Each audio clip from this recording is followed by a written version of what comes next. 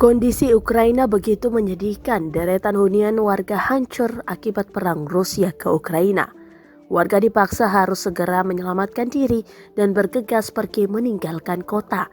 Meski demikian, mereka juga nampak bahagia karena keberhasilan angkatan bersenjata Ukraina yang bisa kokoh melawan mempertahankan wilayah. Seperti yang terjadi pada video diunggah The Sun Selasa 29 Maret 2022. Dalam video, nampak jajaran tank Rusia hancur seketika akibat serangan dari angkatan bersenjata Ukraina. Mereka lalu merayakan penghancuran dan penyitaan tank Rusia dan kendaraan lapis baja di luar Kiev. Bendera Ukraina juga dikibarkan di lokasi perang itu. Nampak pula kondisi pinggiran kota begitu tak menentu dan hancur lebur. Para warga sipil merasa sedih namun bahagia, meratapi orang-orang terkasih dan mengakui kerugian serta kemenangan.